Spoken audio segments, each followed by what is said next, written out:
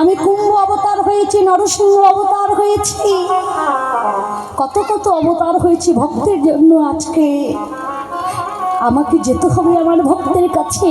আমাইরা ভগবান দ্রৌপদীকে যখন দুঃশাসন মায়েরা যখন বস্ত্র ধরে টানছে, ভগবান কি করলেন? তার এমনই কৃপা, আমার ওই বস্ত্র দিয়ে যত কাপড় সে ধরে টানছে, ওই দ্রৌপদীর বস্ত্র কিন্তু আর সে খুলতে পারল না। পেরেছিল মায়েরা?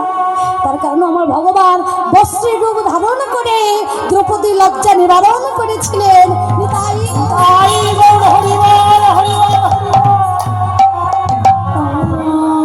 দ্রৌপদী জগৎ সংসারে প্রমাণ দিলেন, হে বিশ্ববাসী, ও হে জগৎবাসী, সংসার ধর্ম করো, সংসারের প্রতি কর্তব্য করো, কিন্তু মনটা দাও আমার ভগবানের চরণে।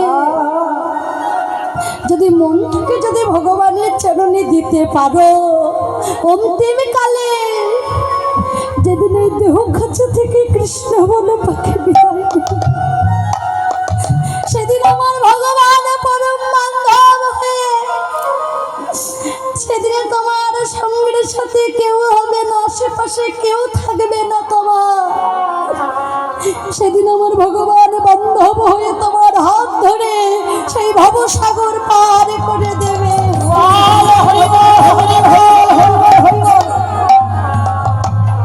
মাগো, জগতে কোনো কিছুই আমার নয়। মা বলতে পারো আমার কি? আমার বলতে জগতে আমরা যখন পৃথিবীতে এসেছি, তখন সঙ্গে করে কি আমরা কিছু নিয়ে এসেছি? কিচ্ছু নিয়ে আনি। যা কিছু করেছি আমরা এইখানেই করেছি, যা রেখে যাব এই পৃথিবীতে আমরা রেখে যাব। ওই জন্য বললেন না যে যেমনও পৃথিবী তেমনও রবে, সুন্দর পৃথিবী ছেড়ে তোমার চলে যেতে হবে। মাগো, যতই তুমি ধন ঐশ্বর্য গাড়ি বাড়ি ব্যাংক ব্যালেন্স করো না কেন, আজকে তোমার দেহ থেকে কৃষ্ণ বলা পাখি উড়ে যা, দেখবে আর কেউ তোমাকে ভালোবাসবে না। যার জন্য কাঁধে করে বলবে, ওরে ওকে ঘর থেকে বাইরে বের কর, তুলসী তলায় বাহির করে দিয়ে চারজন কাঁধে করে হরি বল বলতে বলতে নিয়ে যাবে শ্মশান ঘাটে। মাগো, পৃথিবী থেকে যখন যাব, সঙ্গের সম্বল ধন ঐশ্বর্য তো কিছু যাবে না, কিন্তু মায়েরা কিছু তো সঙ্গে করে নিয়ে যেতে হবে। ও মায়েরা, কি নিয়ে যাব বলো তোমার? এইখানে একটু মন দিয়ে আস্বাদন করো ভক্তমণ্ডলী, ভক্তিমতী মায়েরা, সাধুগুরু বৈষ্ণব মণ্ডলীগণ। বৃন্দাবনে যাবে মায়েরা, পুরী যাবে, কোনো বড় ভালো বড় বড় তীর্থধাম দর্শন করতে গেলে আমরা কি করি মায়েরা? 2 মাস আগে আমরা রিজার্ভেশন টিকিট করি, তাই না মায়েরা? গোছাও মায়েরা, কি গোছাবে শুনে না। 2 মাস আগে আমরা কি করি? টিকিট করি, রিজার্ভেশন টিকিট করি, যেন ওই ট্রেনের সিট পেতে আমাদের যেন অসুবিধে না হয়। বেশি টাকা দিয়ে রিজার্ভেশন টিকিট করা হয়। 20 দিন আগে ব্যাগ গোছানো হয় মায়েরা। বাইরের দেশে যাব, নতুন জায়গা, কাউকে চিনি না জানি না, বাইরের দেশ তো মায়েরা। তাহলে একবার ভেবে দেখো তো মায়েরা, তুমি বৃন্দাবন যাবে, পুরী যাবে, তুমি ওই ধাম দর্শন করতে যাবে, সেই জন্য তুমি 2 মাস আগে রিজার্ভেশন টিকিট করলে, 20 দিন আগে ব্যাগ গোছালে, কিন্তু মৃত্যুর পরে যে আমরা, মাগো, আমরা যে মৃত্যুর পরে যে আমরা অন্য একটা দেশে যাব, সেই অন্য দেশে যাবার জন্য কিছু কি গুছিয়েছ? আমায়রা বলতে পারো, কি গুছিয়েছ? কিছু গুছিয়েছ? সেখানে কেউ থাকবে না মায়েরা।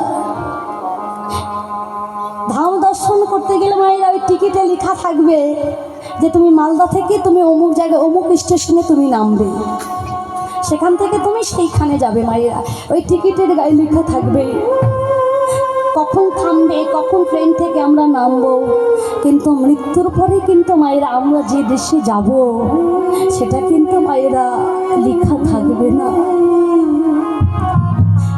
সেই ধামে গিয়ে ভালো একটা বাসা বাড়ি নিয়ে বাড়িতে ফোন করে বলে দিলে, খোকা আমি ভালোভাবে পৌঁছে গেছি, ভালো বাড়িতে আমরা বাসা ভাড়া নিয়ে আছি, তোরা কেউ চিন্তা করিস না।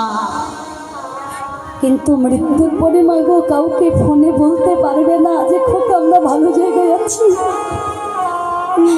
আমরা ভালো আছি, তোরা কেউ চিন্তা করিস না। এই কথাটা কিন্তু বাড়িতে ফোন করে বলতে পারবে না। আমার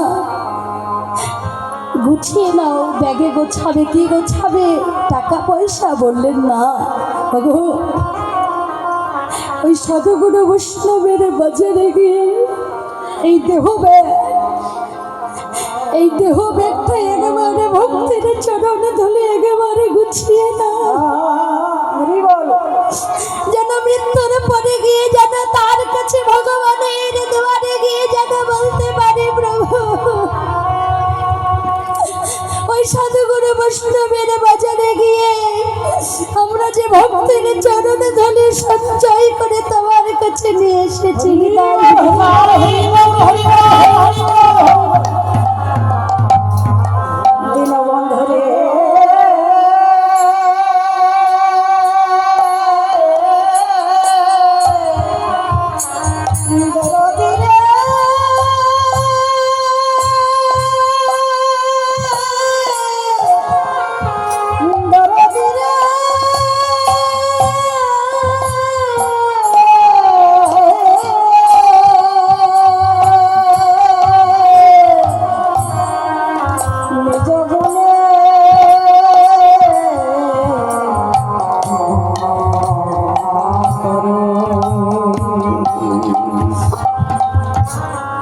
বৈষ্ণব মহাজন বলে, নগু আর বিলম্ব নয়, একবার সাধুগুরু বৈষ্ণবের বাজারে গিয়ে